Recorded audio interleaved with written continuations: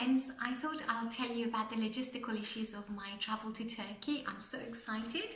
So how and why did I ever end up having to go this time round is through this beautiful card which I received by my girlfriend with her sweet hands. She brought it and delivered it to me at my own door. It's the invitation to her son's wedding. And I said, of course I'm coming, I wouldn't miss it for the world. She says, just look to see where the venue is. And I had a good look and it said the Agia Hotel in Istanbul, Turkey. I thought for a minute that she had me on. No, it was true. I'm going to Turkey. So here we go. As far as my husband is concerned, it was a no-brainer. I had to go, otherwise he'd hear from me about it for years to come. So thank you, Hutan, for sending me. So here it is, the beautiful invite, absolutely gorgeous young couple. Can't wait to see them in their beautiful wedding outfits when I get there. So I just wanted to cover a few logistical issues of how I have been preparing for this travel. Once I got over the initial excitement, the first thing I did was to write to my boss just to make sure that I can have the annual leave rather than just assume. I have quite a responsible job in operating theatres, so I didn't want to let my team down by just deciding to go away on a holiday without my holiday being approved. So luckily my deputy theatre manager replied back straight away to say, yes, of course you can, and go away and have a fantastic time. So as soon as I had that approval, I went to the flight centre. Here we go, and the flight centre, this is the paperwork that I ended up with. So flight centre, I've travelled with them before many a times. One half of my family live in UK, so I tend to go once a year to visit. And so they have me on their system, so it's very easy to bring up my information whenever I'm travelling with them, and I've always had a really good experience with them. So what I did next was I went to them and I said, right guys, I need to go to Turkey between this date and that date for 2 weeks. Can you help me? What I needed help with was a return flight to Istanbul and the dates, specifically before and after the wedding. I always like to travel on a weekend, just so that if I have been working right up to the Friday before, that I have the Saturday and the Sunday to pack. So I'm traveling on Sunday evening on the 15th, and the wedding is on Thursday the 19th.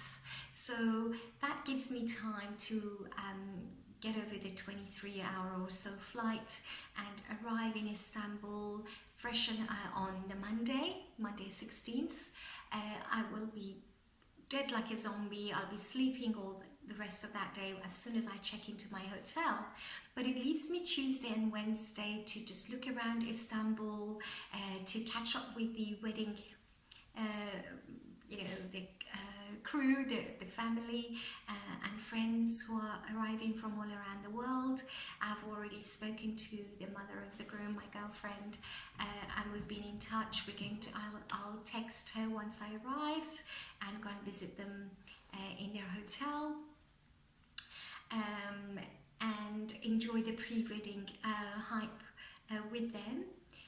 Thursday I'm going to leave that whole day for a bit of pampering, going to go to a hair salon, get my hair done, my makeup, and then make my way to the hotel, the Agia Hotel, for the 5 o'clock reception and the wedding ceremony and the celebrations which follow all the way right up to and beyond midnight, I think. So I'm leaving Thursday just for the preparation to attend the wedding.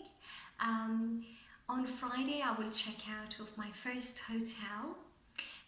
The reason is I wasn't sure if my sister is going to come, so I just wanted a hotel as close to the wedding venue as possible. My hotel is the Imperial Ottoman Hotel, which is near Taksim Square and very close to the venue, which is the Ajia Hotel. It's they're all situated in the old, and the district is called Eminönü.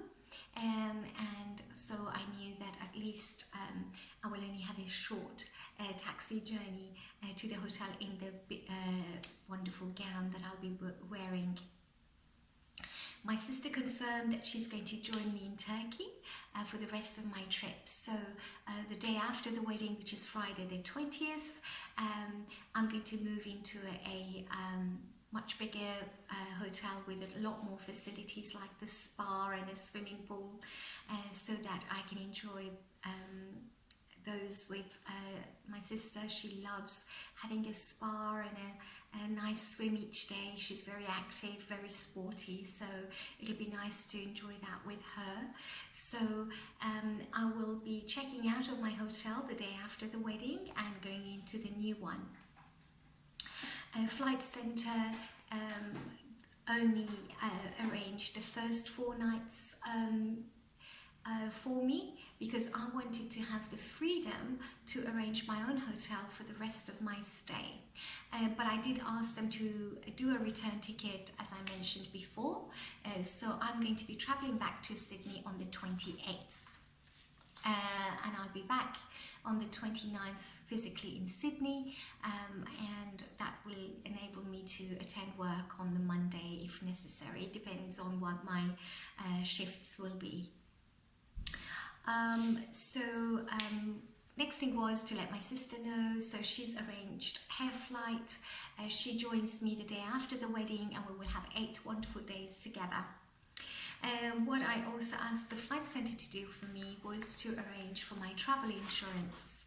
I highly recommend, just like we insure our cars, that if you're traveling to Europe and you don't speak the language, please arrange travel insurance. You just never know when you're going to lose your luggage or have some health issue unexpectedly. So it's best to do that.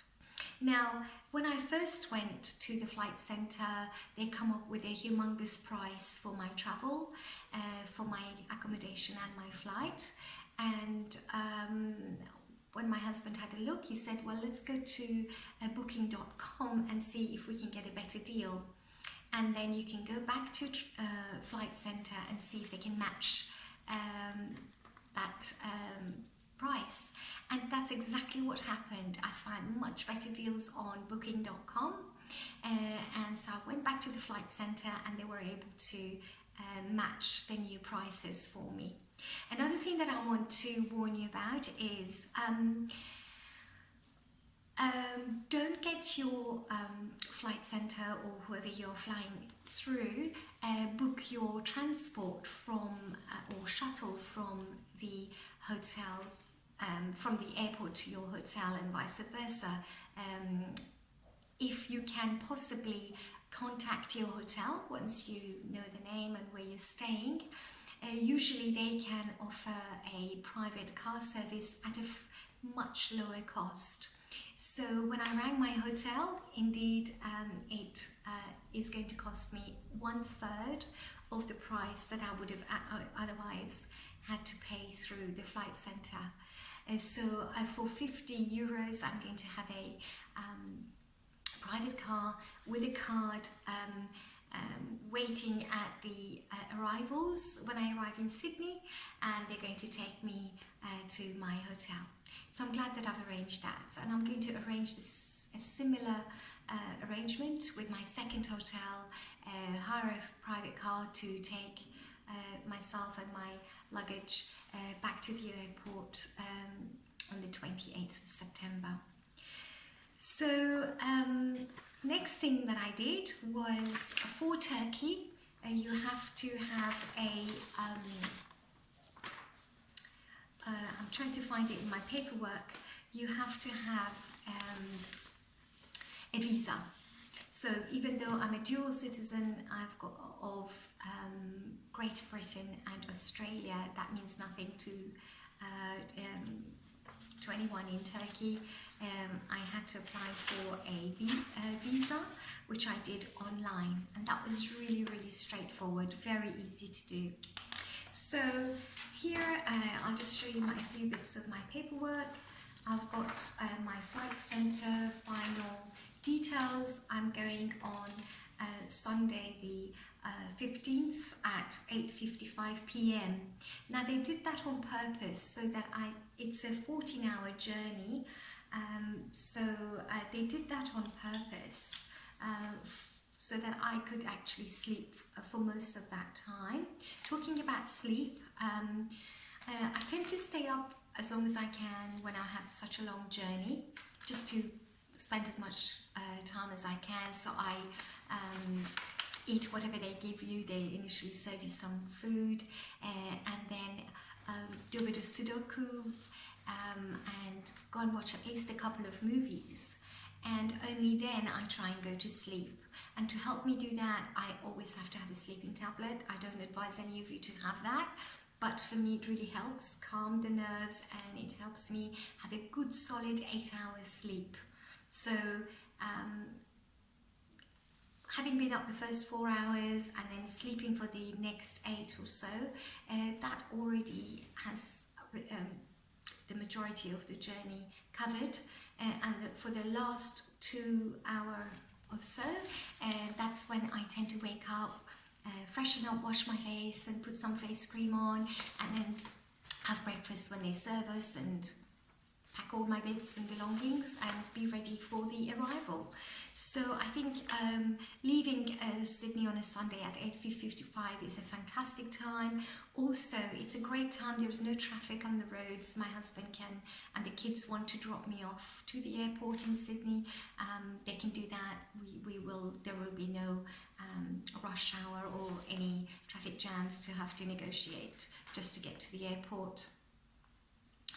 I do arrive at 5:35 a.m. in Abu Dhabi airport, and I've just got a 3-hour stop there for refueling, and my flight leaves at 9:30 and arrives at 1:30 in the afternoon in Istanbul. Now, arriving at 1:30 in the afternoon in Istanbul again is a fantastic time. It's right in the middle of the day. It's not close to the rush hour, people leaving from work. Traffic is notorious for its Turkey is notorious for its traffic, so I think I'm probably going to miss that. 1:30 means that I have time to check my luggage and get into my lift, get to my hotel, which is probably about 30 minutes to 40 minutes from the airport, and it's going to be the main airport. There are 2 airports in Istanbul. Mine is IST, which is the main Istanbul airport. So I've given through a WhatsApp telephone number. Most hotels in Turkey have a WhatsApp line, and you just have to give them your name and your flight number and request a private car to pick you up, and the rest is looked after. So I'm quite excited to use that service. By that time of the day, I will be totally shattered. I mean, I know myself, I know my body. I will just not want to be looking for a bus to my hotel, or looking for a taxi, or trying to take the subway. And I'm allowed 30 kilos, not that I'm going to take 30 kilos, but I will have one big suitcase and an overboard case as well. So really the last thing I want to worry about is different transports. I just want one car to take me from the point of arrival to my hotel. So I'm really glad that I organised that, and for 50 euros that's really well worth doing. So what else is covered in here is my flight back. So I'm flying back on Saturday the 28th. Again, Etihad Airways, which is great. flying from the same airport back to Abu Dhabi. That's only a 4.5-hour journey. I'm then going to stay over in a pod, in a room that I've asked for, and it's called Era Hotel. So Era Hotel is a hotel suite with small, very basic rooms, and you can request double or a single cabin. And it's in Terminal 3 when you arrive, so you don't even have to change terminals to go to this hotel.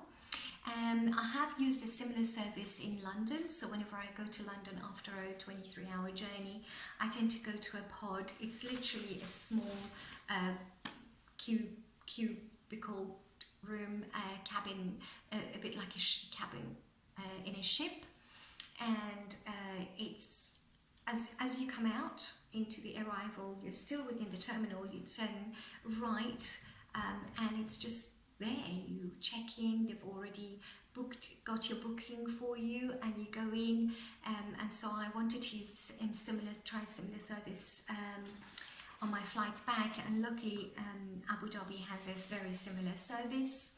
It just enables me to have a shower, to have a nap, and to really prepare for the long haul journey ahead. And I just have to put my alarm clock on and be ready to take my second flight, which is at 10:30 on Sunday the 29th. 10:30 in the morning this time, and I arrive at 6:30 in the morning on Monday, the 30th of September. So note, if you notice, I will have gained 1 day traveling to Europe, to Turkey, but I will actually be a day ahead when I come back. So hence it looks on paper that I've been flying for 24 hours from Abu Dhabi, from 6:30 a.m. on a Sunday to 6:30 a.m. on a Monday, but it's only a 14-hour, 40-minute flight. You just lose a day, so you arrive not on Sunday 14 hours later, you arrive on the next day. So that's what this paperwork is. Now I've got everything as email on my phone, but I like my paper copy of everything, just in case my battery's gone, or I can't, unless there is no internet service, whatever. I've got a paper copy, and I advise that you will do the same. My second bit of paper is the initial booking that I did, which was super costly. So it included the transport from the airport, etc. So it's a lot shorter this time. Excuse me. I have a second piece of paper here, which is my certificate of insurance, which is my travel insurance, which the flight center arranged for me. The other piece of paper is my hotel booking. So the second piece of paper is my hotel booking, which is for 4 nights. And I have another piece of paper, which is the paperwork for the second hotel, which I booked myself on booking.com for my sister and I. So it's a different hotel. We're going to share a room. It's going to be a double room. Fantastic price, brilliant hotel, right on the Bosphorus River. And again, we chose the location strategically to make sure that it's near still within the old city of Istanbul, where all the famous sites are, where I want to visit. Hagia Sophia, the Galata Tower, the Blue Mosque, Bosphorus River, where we want to take the cruise to the Black Sea, and many more places, museums, etc. are all in the Eminönü district. So it's still near my original hotel, and it's still where we want to be based. Obviously we will walk around a lot. Apparently you can cover Istanbul just on feet. You don't have to catch the metro or the tram or the train if you don't want to. So it all depends on where you are actually based. So I think this will be fantastic. Sadly, there have been some flooding recently in Istanbul. So I was in a danger of actually cancelling everything. So I contacted the family of the groom. My girlfriend confirmed that they've had news that everything is okay in Istanbul, that the floods only lasted 3 days, that everyone has recovered and business is back to normal, life is going on as usual, and it's as though it never happened. So I just wanted to point that out to you, to always check which season you're going. Are you going in the rain season? Are you going in the summer? You don't want to go when it gets really cold. I think they're at the end of their summer now, and soon it'll be beginning of autumn for them in Istanbul. And the temperature is an average of 22 to 25 degrees, which is great. So it's still nice and warm. So that's that piece of paper. Just want to make sure I have covered everything. So my flights, my Aero Hotel, and both of my different accommodations.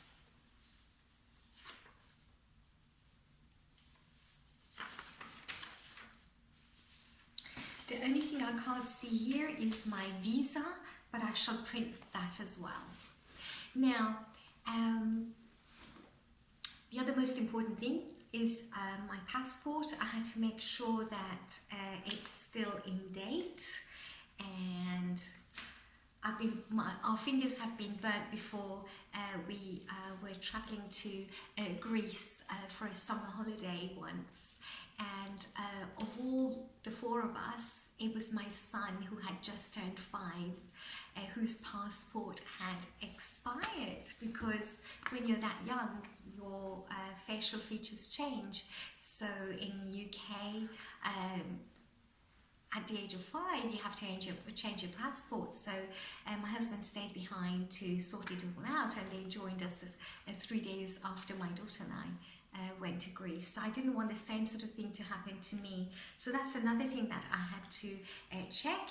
And yes, it is in date. It's expires 2026, and I could have chosen my British passport, but look, I'm not going to stop in UK, so I'm going to leave with my Australian passport and enter the country back with my Australian passport. So, and guess what? I found my electronic visa.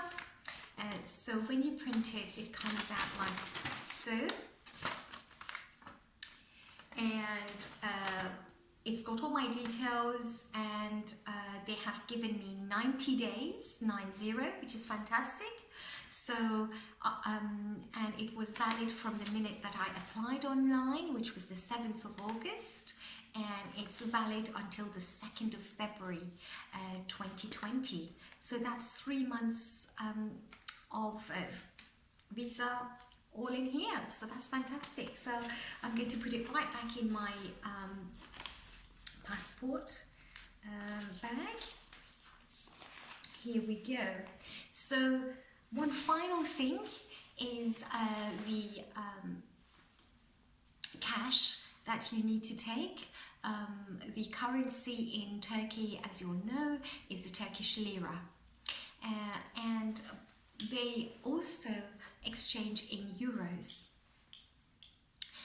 But from watching loads and loads of videos on YouTube, there are so many vlogs about traveling to Istanbul, which is fantastic.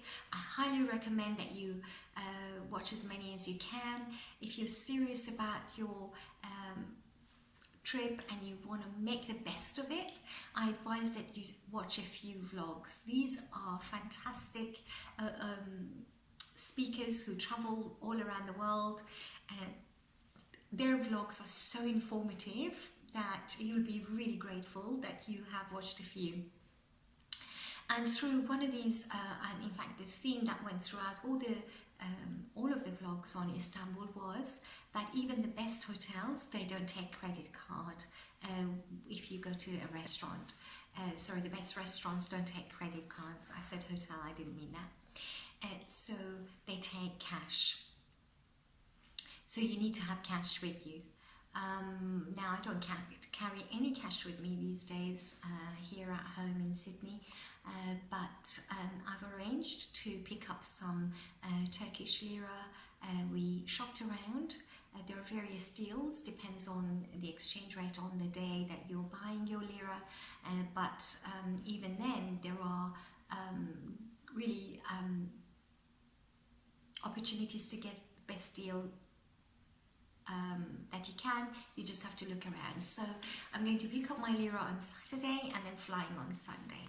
So the reason I decided to just go for lira is because I'm going to go to different parts of Istanbul that may not necessarily want euros, and especially if I want to go and spend the day in the Asia side instead of the European side of Istanbul, I wasn't sure if they would prefer to have lira. So I thought, you know what, I'll just cover myself and have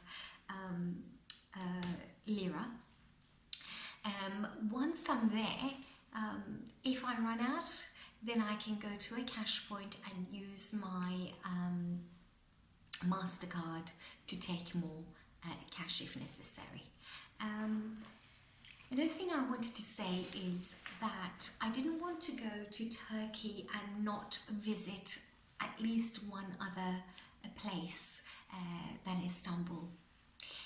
So that's when my second set of research came about. I read and read and read, asked people who had been to Turkey, watched YouTube videos on 10-15 best things that you need to do while you're in Turkey, and the best places that you need to visit. The top always was Istanbul. So I'm really glad that that's going to be ticked off my list. Yes, I am going to Istanbul. And so I thought, where is the second best place that I can go, which is different to anywhere else I've ever been? Izmir and Trabzon are very similar to the north of Iran, to the Caspian Sea region, where we had summer villas when I was a little child. So the weather is temperate and everything is green and lush with tea farms and the seaside and the beaches. And so I thought, you know, I have experienced that at the Caspian Sea, so I know how that feels, so I didn't want to go there. Then the other option would have been Antalya. Now, I'm lucky enough to live in one of the top holiday destinations in the world, in the northern beaches of Sydney. So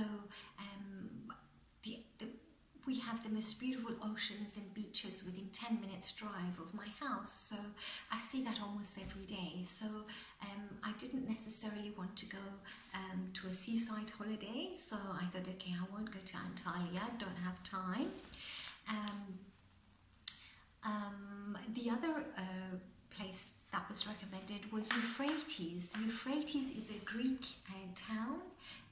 It was founded by the Roman by the Roman Empire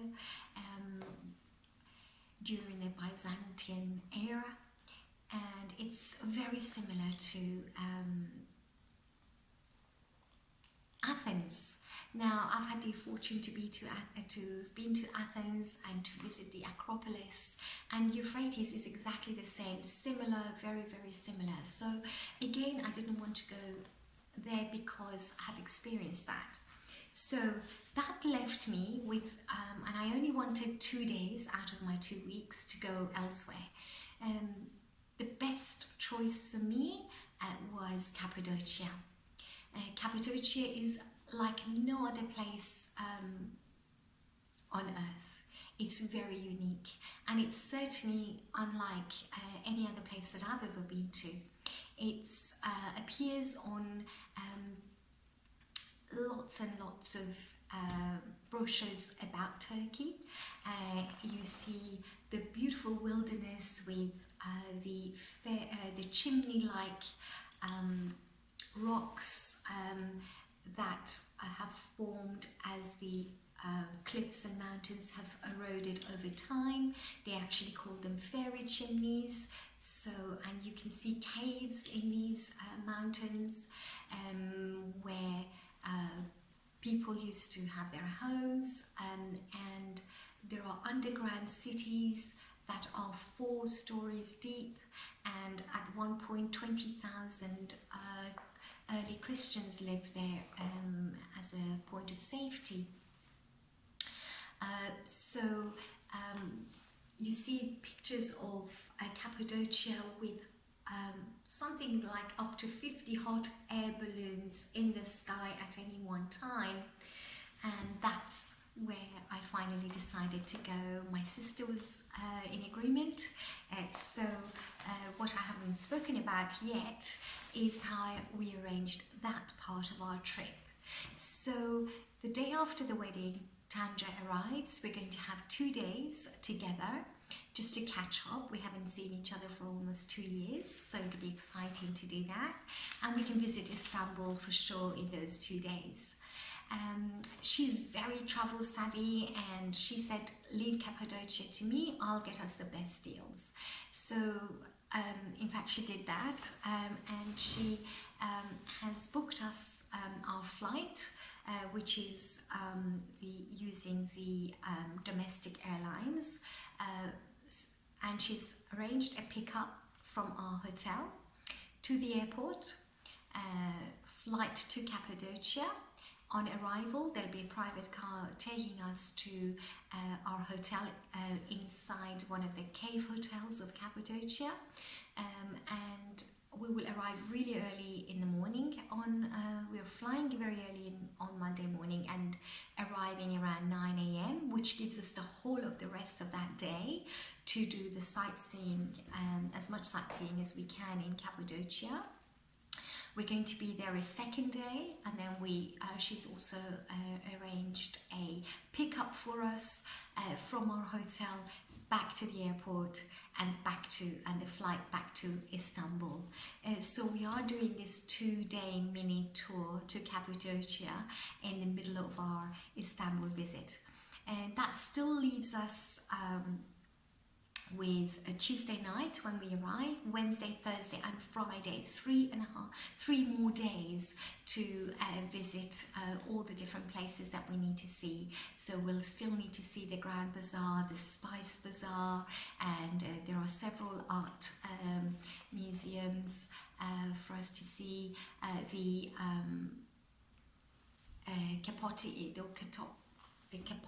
I can't spell it, the palace and the harem. We still need to see that. We need to take a cruise on the Bosphorus. So those 3 days will be full of sightseeing and purely for Istanbul. If there is any time, we might do a bit of souvenir shopping, and we will both fly out to our homes on the 28th.